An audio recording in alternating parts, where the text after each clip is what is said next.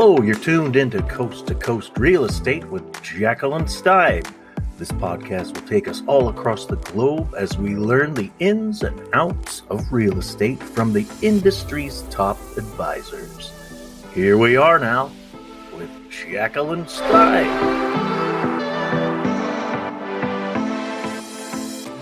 Welcome to Coast Real Estate. I'm your host, Jaqueline Steib with Sotheby's International Realty. Today, I am broadcasting simultaneously from Manhattan Beach, California, and Seattle, Washington. In today's episode, we will get to know Natalie Debray. Natalie is with Realogics Sotheby's International Realty. Without further ado, allow me to introduce you to our guest speaker. I'd like to welcome Natalie Debray. Hi, Natalie. How are you? Hi, Jaqueline. How are you? Doing great. How about you? I'm doing great. Sitting here looking out at the water from my window and happy to be on this podcast with you today. Tell our listeners a little bit about you.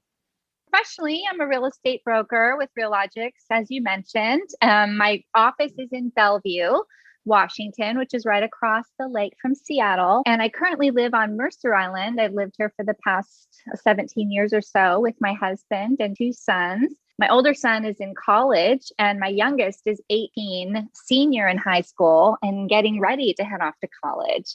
So right now, the things that are happening in my house are centering around college and being an empty nester soon, which is totally crazy to imagine. I know he just picked his college. Where's he going? He did. He just picked and he is committed to Cal Poly in San Luis Obispo, and we are just thrilled. Tell me, how do you end up in your current city? I was born and raised in Seattle, actually. I left Seattle when I went to college. I went to college in California. I went to Mills College in Oakland. And when I graduated from Mills, I ended up working in San Francisco. I worked there for a while. And then I was very fortunate to be able to transfer to our parent company in Paris, France. So I ended up living in Paris, France for 5 years, which is where I met my husband. And when we decided to leave Paris after 5 years, we debated between San Francisco and Seattle. And San Francisco, because it was the last city I lived in, but we ended up coming back to Seattle because that was home for me. And that's where my family was and my roots were. So we ended up coming back here. We lived in Seattle for a while and eventually ended up in Mercer Island, where I live now. So Mercer Island is about 10 minutes south of both Seattle and Bellevue. It's on Lake Washington. You don't need to take a boat to get to it or anything, but it is an actual island. People always wonder. It is an island, but it's really right in the center of two global cities. So it's really conveniently located. Chose Mercer Island from Seattle primarily because it has a French-American school. And having lived in France, my husband's French, I speak French, I wanted my kids to have some education in French. We ended up moving here and ended up staying because it's just a great community, tight-knit, conveniently located, has an abundance of parks and water access, and has just so many great amenities. And it has a wonderful school district on its own, independent of the French-American schools. My kids ended up going to the public schools here, which has been great. So we've been here ever since. That sounds like a great decision for the whole family. It was. Thank you. What do you love the most about Seattle? What I love most about my city is, I think, the juxtaposition of nature and urban living.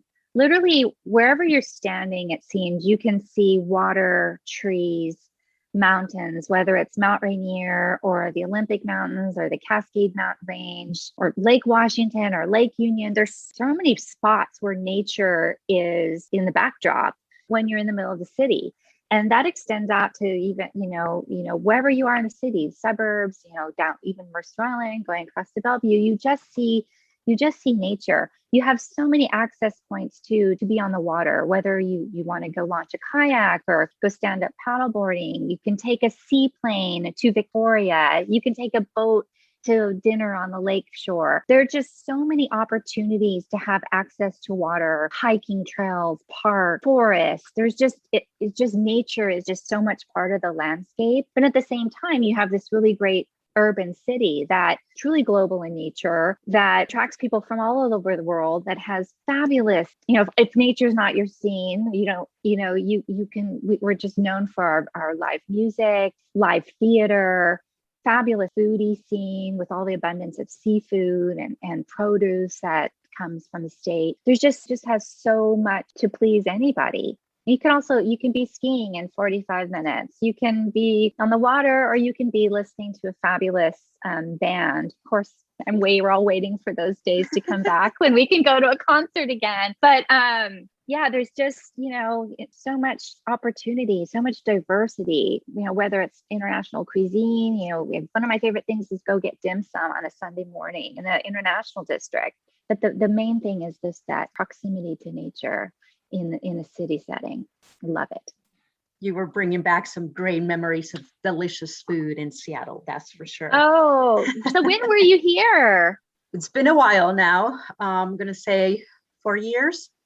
What did you do up here? We went to a baseball game. We went to a soccer game. We went to Mastro's. We walked all over the place. We had the kids with us. So it was fun. It was a nice, fun weekend. That's so great. It's one thing I forgot to mention. We have great sports as well, football, baseball. We're now getting a hockey team soon. So the ice hockey team, the Kraken. So that's going to be very exciting for our city. What's your favorite childhood memory? My favorite memory, though, that I have when I think of my childhood is taking a ferry. We have a ferry boat system here where from downtown Seattle, you can take a ferry to one of the many islands with Vashon, Bainbridge, or less than an hour away. You can take further, longer boat rides as well. But my memory was we did it on field trips or just a special outing on the weekend was to get to take a ferry ride. And I just remember it feeling just really magical and seeing the skyline of the city and the Space Needle from the view of the water. I didn't have a boat or anything growing up. So being on the ferry was just, to me, just such a strong childhood memory. And then when you get to the other side, I remember getting a big treat was to get fish and chips or clam chowder and then go look for crabs under rocks on the shore. And it's just and I can just still smell the Puget Sound and just imagine how I felt on those ferry rides. So to me, and I still love ferry rides today. I just love to get on a ferry and go spend the day on Bainbridge Island or somewhere else where you can just you really are not that far from the city, but you feel worlds away. Oh, take me. I want to go. I would love to. When you decided to start a career in real estate, who was the first person who believed in you? Well, good question. So I'm an only child. So my mom has just always been my biggest fan, no matter what. And she thought it was a great idea. And my husband as well, his name's Stefan. He's always been a big champion of anything I've done. They would support me no matter what. So I'm going to think outside the box here. I'm going to think about the owner and chief people officer of our brokerage. Her name is Stacy Jones. When I decided to embark on this journey in real estate, I interviewed with her at Realogics Sotheby's, and I was actually the first person they hired that did not have a previous real estate background. So I used to teach at the University of Washington in Seattle. And so I taught courses in communication and intercultural communication. That's my background prior to real estate. And I had no experience in real estate, and she decided to take a chance on me.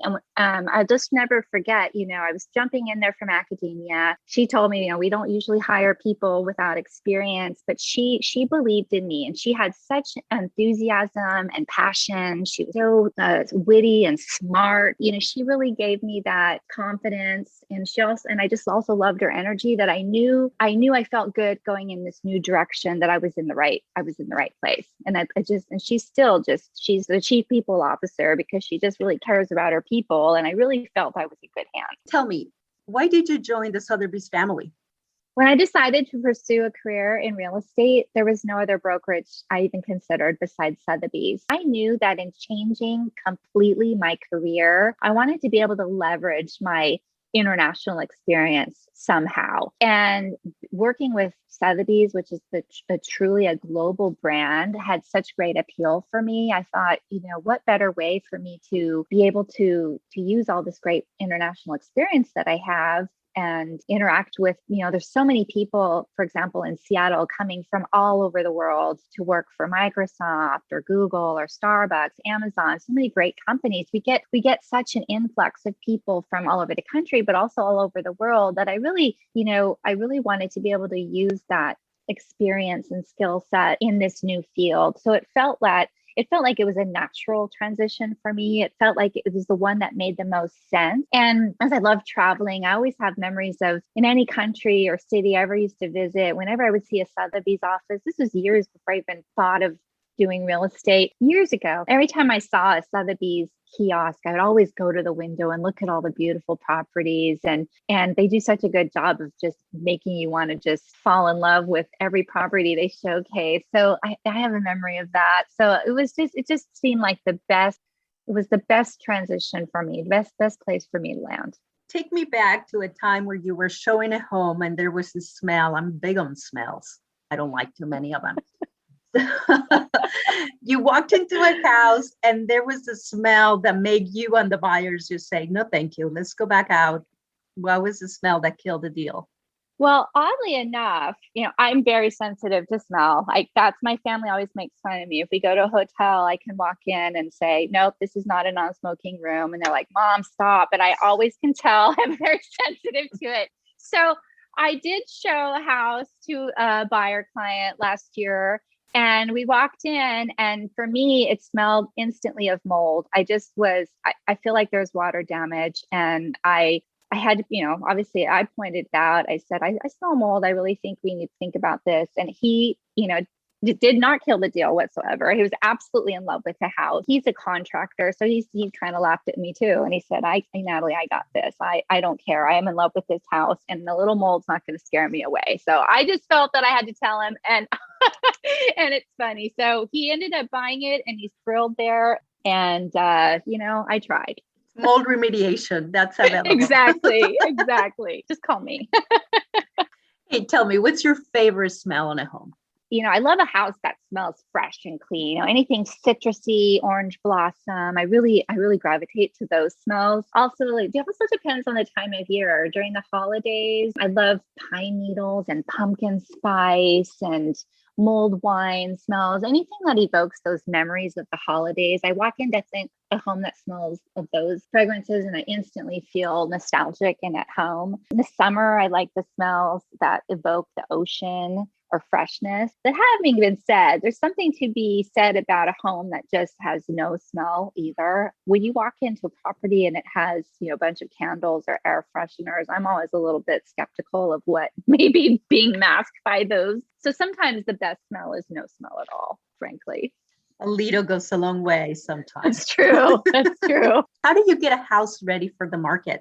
So there's so many steps involved. What I like to do is I like to really walk through every step, every inch of the home, from the front door mat, from the curb appeal to every room, and just taking note before I even get ready, like noticing if it needs to be, is it clean? Is it cluttered?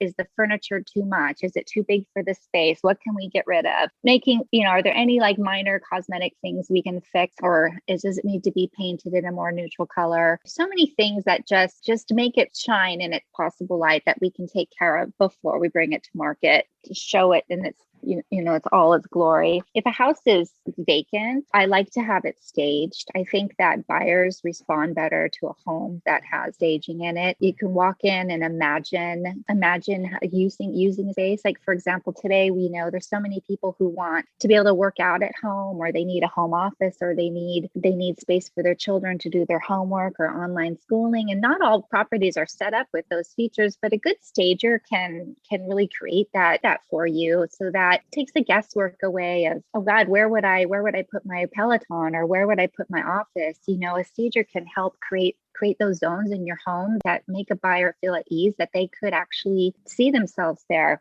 I also like to work with the architectural style of a home. So if it's mid-century modern or if it's a 1920s craftsman or whatever the style, I think a stager can really bring back those memories too and keep with the heritage of a home so that it just feels right for a buyer. And if a home is occupied and the seller lives there, I like to work with the seller and just remove as many personal items as